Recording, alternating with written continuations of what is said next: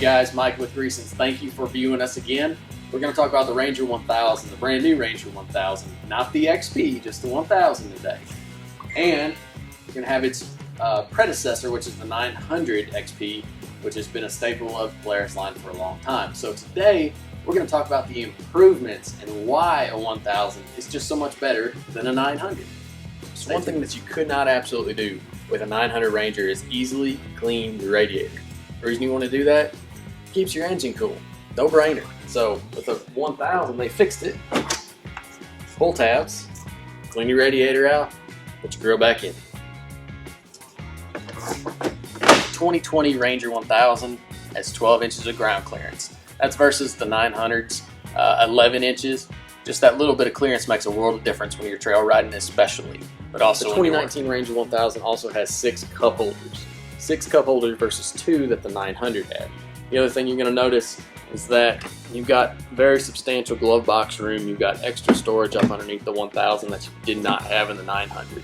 Although the 900 was roomy, this just takes it to a whole new level. Probably my favorite feature on the new 1000, because I've cleaned so many 900s, is this right here. So they have put a panel to cover up where all that crud is thrown up on the 900.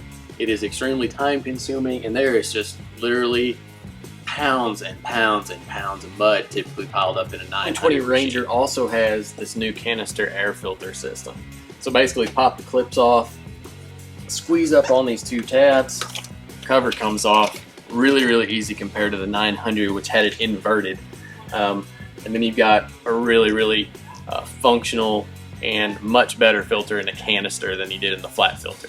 The new Polaris tailgate is much stronger, and it's also got this lipped edge over here. And what this means is basically when you drive down the road, on the 900 you used to get a lot of reverse and negative pressure, which basically took all the dust from behind you and took it right in on you if you didn't have a rear panel. This helps eliminate that.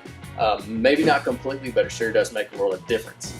And while we're back here, we've got the bed on the new 1000.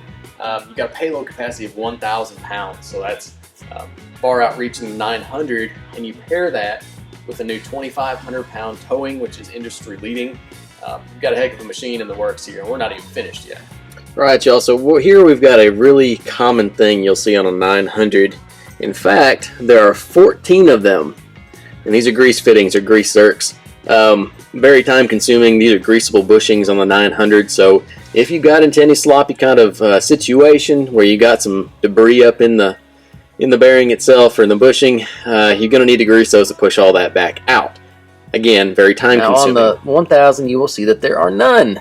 That means there are 14 less grease fittings to grease regularly. Again, that was one of the most common failures in the 900 because nobody ever did it. It was too time consuming. For years, customers on the 900 have had several complaints, and those complaints were it's just not built strong enough, having failures with wheel bearings, bushings, and so on and so forth. So on the new 1000, the 2020 model, again, they got rid of those greasable bushings. They're gone.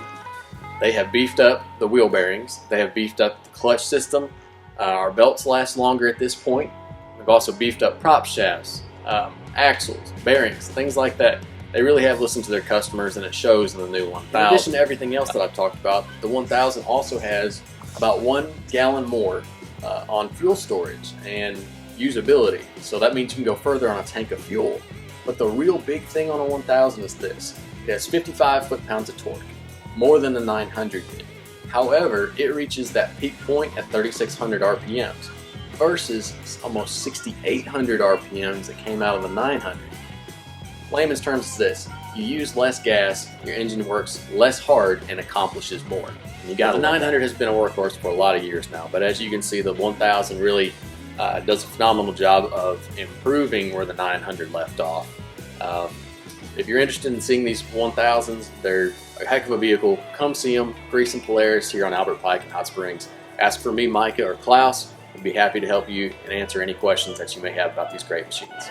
Y'all have a great day, and thanks for watching.